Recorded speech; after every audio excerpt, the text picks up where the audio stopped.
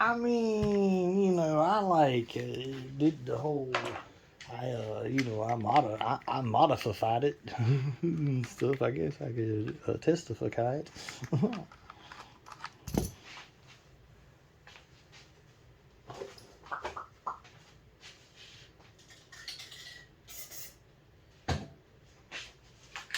I guess I'm gonna throw a little HPA action here. So that means I'm gonna take that quick pierce out and spray a little silicone in there. And I'm gonna put that little puppy right there in.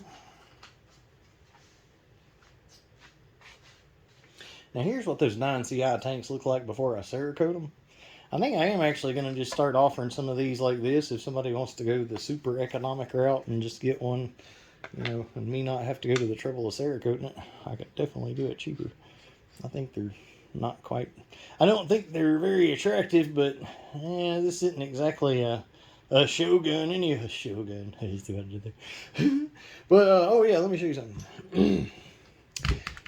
Somebody's asking me about like having an ASA on one of these. You can have an ASA on one of these. It's going to make it, a little bit longer. Or, you can just not tighten it all the way. And then when you get ready to use it, boom, boom, boom, boom, boom, boom. And when you want to, not use it, there you go. Use it. Look, I just made an ASA. So, you can do that. Of course, you want to kind of make sure it's a little snugged up to where, whatever. It activates pretty easy, though, but, you don't want it to, like, spin off and fall off and whatever. But, yeah, there you go. So, best bang for the buck and less lethal right there, I'm telling you. Can't beat that. That's vicious. And would you shoot one of these, like even like a VKS or anything, like when you shoot one of these, yeah, you know it. It's like, oh, boom. So the air gun, let me just talk about something real quick. So the air guns, like the Leshy. All right, I like the Leshy, but I want to bring home a point to everybody. I want you to take this little nugget home with you from somebody who knows ballistics and knows medicine. If you have an air gun, like a 30 caliber air gun, that's around the power of a Leshy, and you're using that for home defense, you may have to kill someone to stop them. Now let that soak in. But what I mean by that is, you do not have the, like if you shoot somebody in the sternum with a VKS at 50 joules, you're probably not going to kill them, but you are probably going to put them on the ground, not able to breathe very well. That's going to hurt. That's going to, it's going to be more. So the thing of it is, if you hit somebody in the sternum, it's more than just pain. You're really disrupting, you're knocking the wind out of them. So, there you go. If you shoot somebody with a fast-moving 30... So, here's the thing, okay. A lot of people do not understand ballistics, and they don't understand the difference between, like, high-powered rifle ballistics and airgun ballistics and pistol ballistics. And, there's a lot of differences as far as how the injuries occur and the mechanism of action. So, even though, okay, when you get into your 30 caliber stuff like a Leshy 2, when you get into the ballistics on that, okay, yeah, you've moved past less lethal. Yeah, now you're in the penetration range. But here's the thing. You're not in the supersonic, high-powered rifle tissue cavitation range. You're still not there, okay? So here's what a lot of people don't understand. It's not like it is in the movies. Somebody gets shot in the chest with even a 9mm pistol. Chances are they could still cut your throat, shoot you, or anything before they're dead, okay? I used to work at a level 1 trauma center. I've seen a lot of gunshot wounds.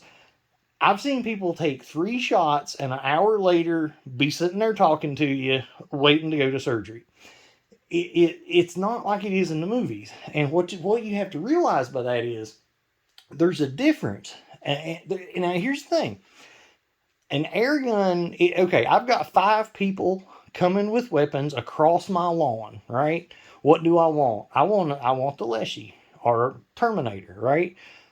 Because I'm going to do headshots and I'm not going to worry about stopping them. That's how that's going to go down at that point, right? All right, I've got a single intruder who I wake up and there's one guy in my friggin' house with a knife. What would I rather use for that? I would rather use a VKS. I would rather thump him hard with a VKS and be done with it. Because here's the thing that people aren't realizing.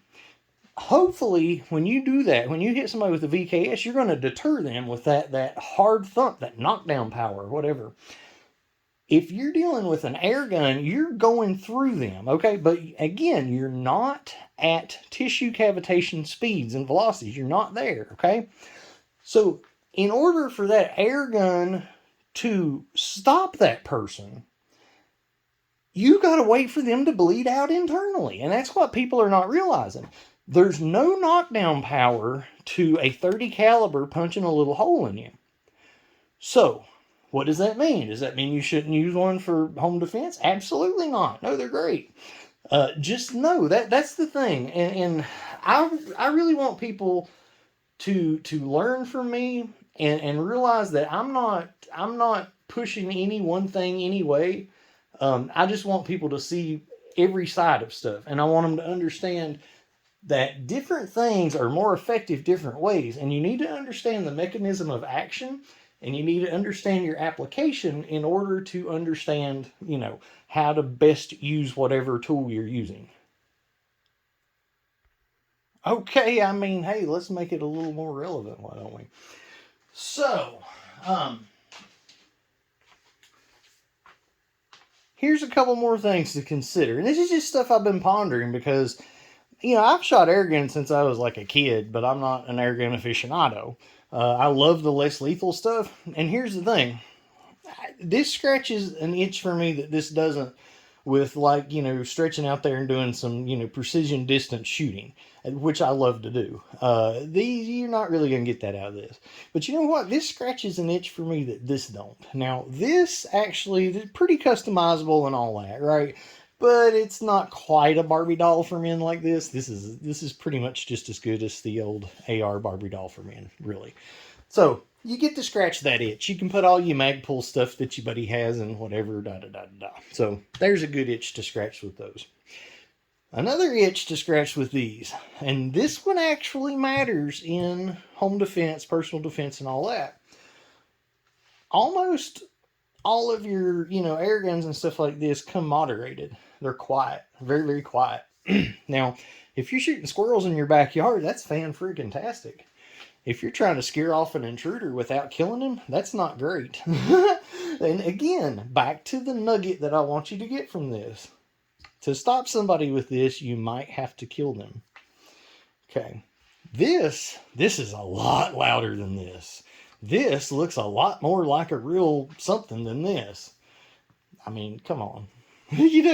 This ain't bad, but a lot of air guns, like somebody come after me with an Air Force Texan, I'd be like, what are you from? The future? Are you Buck Rogers? But anyway, I mean, these, especially a shorty decked out like this, I mean, you come at somebody with that, and a lot of people are not going to take the time to wonder what's going on. A lot of air guns, they're going to notice pretty quickly. But the report, and the thing of it is, the report is not only something that is good for intimidation, it's also it's satisfying when you're shooting. Now if I'm shooting steel or whatever, you hear the steel hit, and that's great, fantastic, whatever. But sometimes you like to hear the thing go boom. There you go. So that's another little piece, whatever. But ultimately, I think it depends on your application and what you're comfortable with. If you're somebody that does not mind the thought of killing somebody, and you're kind of prepared that if somebody breaks in your house, because here's the thing. You could do a headshot with this and stop somebody really, really quick. I mean, this is, most of your air guns that are firearm strong are pistol firearm strong. They're not high-powered rifle strong by any means. So when you get, even the ones that look like big high-powered rifles that are shooting these distances and everything, when you look at the ballistics, a lot of the ballistics are equivalent to a lot of pistol cartridges, really. But you get the advantage of coming out of a big long barrel that's really rifled, and you get a lot more accuracy out of it and everything. For example, like the ballistics of a 25 auto, it's similar to, like an intruder. or an invader. Hassan Invader. But the thing of it is, if it's a little pistol, they're completely inaccurate. You can't hit the broadside of a barn door with them.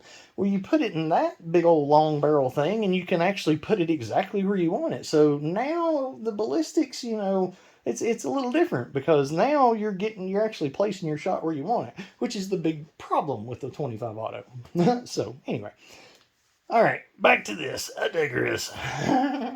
So you've got a little bit of more intimidation with a lot of with some of the less lethal stuff. I would be more intimidated by this probably than the TCR, but whatever. But if you're not going to do a headshot with this, if you're planning on body shooting somebody, and you've got a drug crazed or whatever, you've got somebody that is hell bent on getting you, right? They're coming at you, and this is what you have. Okay, it could get messy because you very well could put every round in them and them still be alive a good little bit. So that's something to consider.